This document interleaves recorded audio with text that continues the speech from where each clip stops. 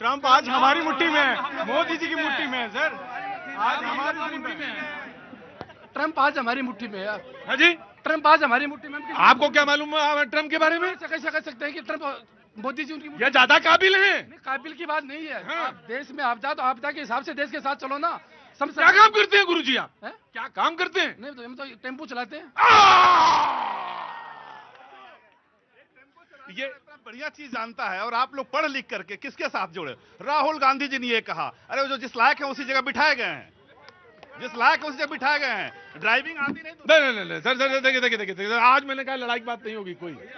नहीं पॉजिटिव बात करेंगे। अब मैं, हाँ जी, कह रहे हैं रायता फैला दिया है।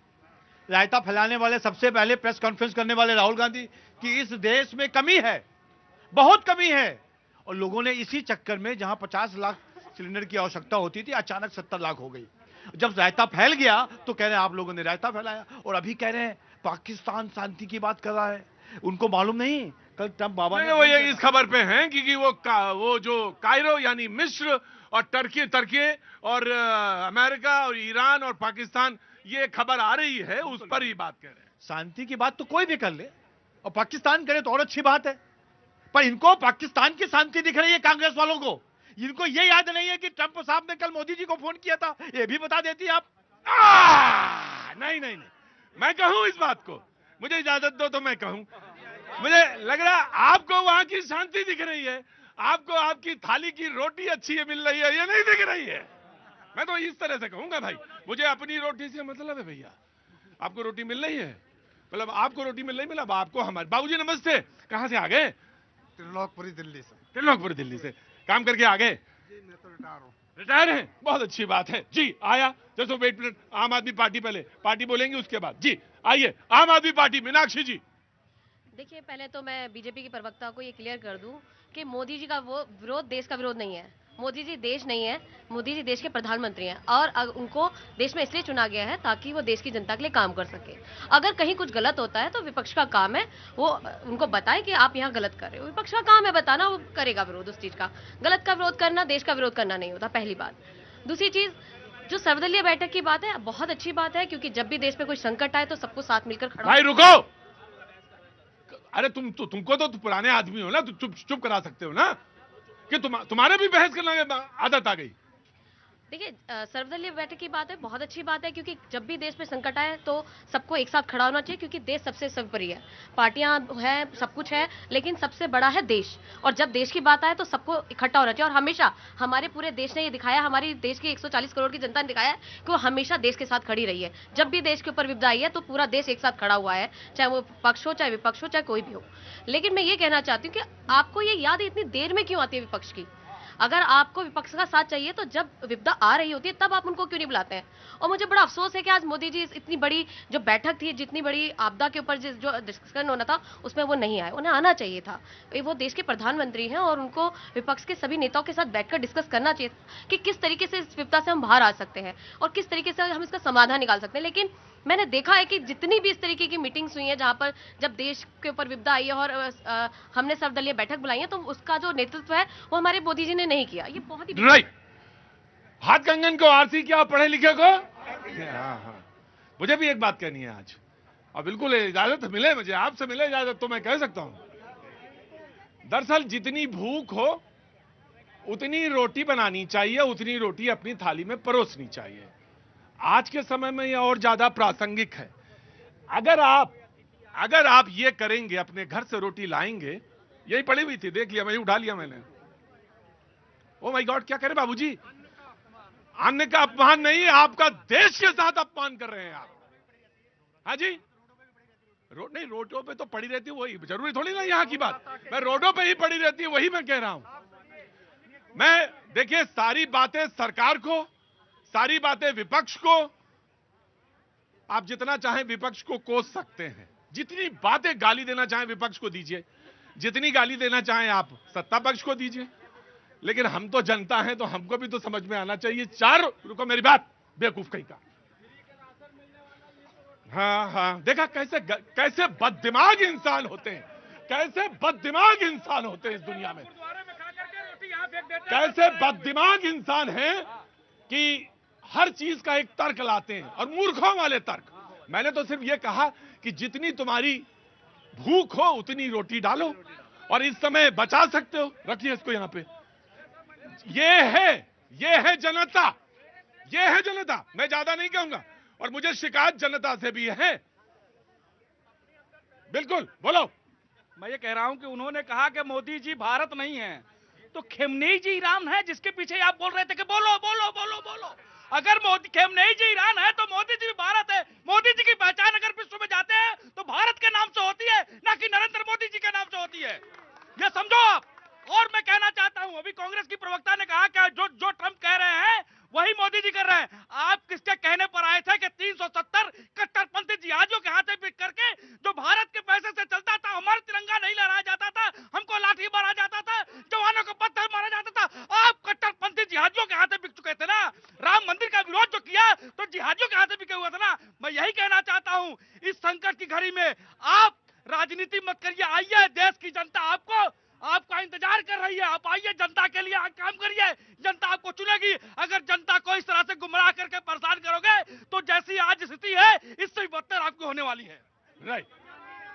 देखिए, ये तो फिर आपने क्यों नहीं शोक संवेदना की कि किस तरीके से 180 जो स्कूली बच्चियां थी उनको मौत के घाट उतार दिया है? आप में दर्द है आपके अंदर?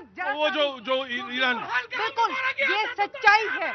नहीं, देखिए अब देखो एकदम एक बात ध्यान तुम्हें बताएं, कोई बात नहीं, आराम से कह सकते हो। एकदम से तुम्हें दौरा जैसा क्यों पड़ने लगता है? ये झूठ है। जब पहलगाम में हिंदुओं को मारा गया था तब इनका दर्द कहाँ गया था? तब ये बताए कहाँ दर्द गया था? नहीं, कोई दर्द नहीं था। इनके नेता कहते हैं। भाई तुम पहलगाम का सवाल क्यों पूछ रहे हो? तुम इनसे ये सवाल क्यों नहीं पूछ रहे हो कि अफगानिस्तान में जब मारा गया, पाकिस्तान ने मारा, तो जब वो अफगानिस्तान पे मारा पाकिस्तान ने और 400 लोग, अस्पताल था बाबूजी, वो 400 या 500, 400, वो अस्पताल था। वो अस्पताल जब था जिसपे पाकिस्तान ने बम गिरा दिया, तो उसमें दोहरी मानसिकता नहीं हो सकती। अगर कहीं एक जगह है तो फिर दूसरी जगह भी कहना चाहिए। पहलगाम की बात करें तो आइए बताइए, पहलगाम पर जब ऑल पार्टी मीटिंग थी तो देश के प्रधानमंत्री बिहार में चुनावी रैली कर रहे थे। ये शर्म की बात है, ये विडंबना है इस देश के लिए कि देश के प्रधानमंत्री जहां सर्वदलीय बैठक में बैठना चाहिए था, लीडर ऑपोजिशन वहां बैठे थे। राहुल गांधी की आज भी आप वीडियो विजुअल उठाकर देखिए, वो मीटिंग में बैठे। लेकिन ये लोग कहां थे? ये तो इनको तो चुनाव की, इसलिए मैंने कहा कि इनको जनता के दुख नहीं दिखाई दे रहे, ना पहलगाम की उन विधवाओं के आंसू दिखाई दिए। इनको दिखाई दी तो सिर्फ वोट बैंक कि बिहार में जाके सिर्फ और सिर्फ वोट हासिल करने। आइए पहलगाम में, बताइए कब गए? जब प्रधानमंत्री जी सदन में जवाब दे रहे थे, लोकसभा में और राज्यसभा में, तो राहुल गांधी कहां थे? बताना जरा भैया, जवाब दीजिए। ये जवाब नहीं दे पाओगे। और जब प्रधानमंत्री जी ने सदन में जवाब दिया है तो राहुल गांधी जी चले जाते हैं। आपको सुनना ही नहीं है और आपको खाली इस तरीके की बकवास करनी है। अरे भैया, आपको तो पाकिस्तान शांति के लिए शांति दूत समझ में आ रहा है। और मैं फिर से कहूंगा, यदि पहलगाम की मृत्यु, वहां पे जो लड़कियां मारी गई हैं वहां की मृत्यु, और 400 लोग जो अफगानिस्तान में मृत्यु, सब जगह के लिए एक ही बात कही जा सकती है कि शांति होनी चाहिए, शांति होनी चाहिए। जी, आम आदमी पार्टी अगेन। अब ये संसद की बात कर रहे थे तो मुझे याद आ गया कि हमारे प्रधानमंत्री वही हैं जो संसद में जब चंद महिलाओं के डर के मारे संसद में नहीं आते हैं। वो अरे अब मैंने आपके बीच में नहीं बोला, शांति से सुनिएगा कि चंद महिलाओं के डर के मारे वो संसद में नहीं आए। और रही बात, मेरी बहन कह रही थी, तो वाकई में अगर कहीं पर भी बच्चों पर हमला होता है, मैं ये ऑटो वाले भैया, शायद इनकी भी बच्चियां होंगी, किसी की भी बच्चियां अगर मरती हैं तो उसका अफसोस होना चाहिए और हमारे प्रधानमंत्री जी को उसमें शोक का एक संदेश जरूर देना चाहिए था और उसका विरोध भी करना चाहिए था। अवधेश जी, मैं बिल्कुल से डर के प्रधानमंत्री नहीं। बातें करते हैं। अरे भाई, बना लिया प्रधानमंत्री का इन्होंने। शुभेंदु जी, एक मिनट, मैं आ गया। स्वाति मालीवाल जी भी किसी की बेटी थी, किसी की बहन थी, वो भी स्वाति मालीवाल जी, जिनको चीफ मिनिस्टर हाउस के अंदर पीटा गया था। वो भूल जाते हैं, वो किसी की बेटी नहीं है। और ये मैडम पाकिस्तान प्रेम दिखा रही है कि वो देखिए शांति चाहता है, ईरान के अंदर समझौता कर रहा है। जो भारत से पैसा लेकर के एक अलग देश बनाया, भारत में शांति ना कर पाया, वो ईरान में शांति कराएगा। आज ईरान ईरान ने उसका एक जहाज लौटा दिया, रोक दिया, कह दिया नहीं जाएगा ये। और भारत के प्रधानमंत्री जो हैं वो तो दबे हुए हैं, उनकी तो कूटनीति इतनी खराब है कि हरमोज के रास्ते रोज जहाज आ रहे हैं भारत के अंदर। तो भारत के अंदर ये नरेंद्र मोदी का अपमान कर रहे हैं। वो भाई कह रहा था हम गैस की जगह चूल्हा जला लेंगे लेकिन सत्ता राहुल गांधी को नहीं चलाने देंगे। ये भारत की जनता जानती है। पॉलिटिक्स नहीं। अवधेश जी, अवधेश जी, मैंने आराम से अरे वो जवाब है वो इस समय। सर शुभेंदु जी जनता से, शुभेंदु महिलाओं से डर गए नहीं, अरे छोड़िए ना, पर अरे वो सब जनता देखती है। जब आप विषय से विषयांतर करते हैं तो जनता जानती है कहां पे है। देखिए प्रतीक जी, हम लोग जब कह रहे हैं कि संकट, तो ऐसा लगता है कि भारत कोई संकटों से घिर गया है। संकट तो है, चिंताजनक तो शब्द इस्तेमाल होता ही मैं है। बता रहा हूं, नहीं, संकट क्यों है? संकट केवल इसलिए है कि एक देश ने जो इंटरनेशनल हमारा रास्ता है मैरिटाइम, किसी देश का अधिकार नहीं है कि आप अपनी ताकत की बदौलत जो जल मार्ग है उसको बाधित करिए। प्रधानमंत्री ने कहा है कि यह अस्वीकार्य है, तो उसको ये खोलवाने की बात है। और हमारी समस्या यह है कि हम 90% गैस वहां से लाते हैं, तेल तो हम बाकी जगह से ले आते हैं। तेल का खर्च भी हमने घटा दिया है, क्योंकि रेलवे विद्युतीकरण के कारण प्राइम मिनिस्टर ने कहा कि 150 करोड़ लीटर डीजल हमको कम लेना पड़ रहा है। जो हमने इथेनॉल 20% मिलाए हैं उससे 4.5 करोड़ बॉयलर हमारा थे, तो हम कोशिश कर रहे हैं। हमने सौर ऊर्जा जो है 116 गीगावाट तक पहुंचा दिया है, भविष्य में आने वाले समय में करेंगे। लेकिन यह समय जो है, देखिए ये जो युद्ध है जो 2003 का, आज आपने कहा ना सौर ऊर्जा वाला, तो मुझे आज मैं पेपर पलट रहा था तो मैंने देखा कि यूके में भी उन्होंने कहा कि नया घर बनाना है तो सौर ऊर्जा का आप इंतजाम करिए। आज ही खबर है, मैंने आज ही देखा। सुनिए, तो वहां तक ये सारी बातें हैं। इंटरनेशनल सोलर अलायंस जो है प्रधानमंत्री नरेंद्र मोदी ने भारत के नेतृत्व में 2015 में स्थापित किया था, जब वो पेरिस के अर्थ समिट में गए थे। और 102 मेंबर है, उसका हेडक्वार्टर आप ही के यहाँ गुरुग्राम में है, तो इसलिए उसमें भारत लीड कर रहा है। तो कोई संकट आएगा उसके पहले उसकी व्यवस्था करने को भविष्य में न रहे, क्योंकि हम ज्यादा तेल पर निर्भर हैं। देखिए इस समय की स्थिति यह है कि ये जो युद्ध है 2003 का युद्ध अपने जिन कारणों से हो, भारत सरकार की पॉलिसी है कि हम न किसी के विरोध में है न किसी के पक्ष में है। भारत एकमात्र देश है जो पेजेस्कियन जो ईरान के राष्ट्रपति है उससे भी बात करते हैं, प्राइम मिनिस्टर उसका भी पोस्ट डाला जाता है। और इजराइल के प्रधानमंत्री से बात करते हैं उसका भी पोस्ट डाला जाता है कि हमने बात किया है। तो हम इसमें, लेकिन यह युद्ध जो है, अगर कोई एक देश दुनिया में अगर कहता है कि यहां यहूदियों को धरती पर रहने का अधिकार नहीं है, ये इजराइल को धरती पर नेस्त नाबूद होना चाहिए। 1979 के इस्लामिक क्रांति का अगर मैनिफेस्टो है कि हमारा लक्ष्य इजराइल को खत्म करना है, कोई भी यहूदी धरती पर नहीं रह सकता है, क्योंकि उसको खुदा ने अधिकार नहीं दिया है इस्लाम होने के अलावा। और उसके लिए अगर वो परमाणु बना रहा है, हथियार बना रहा है, और अपने पड़ोसी देशों के साथ भी क्या कर रहा है, एक भी, मैं ये कह रहा हूं केवल ईरान के युद्ध को लेकर 2 देशों में जो है विरोध हो रहा है, अगर पाकिस्तान में, उसके बाद भारत में। मुझे एक इस्लामिक कंट्री बता दीजिए जो इस समय ईरान के साथ खड़ा है। सबने 12 देशों ने बाजाबता रियाद में बैठक कर प्रस्ताव पारित किया है कि आप हम पर हमला बंद करिए, आप धौंस दिखाते हैं।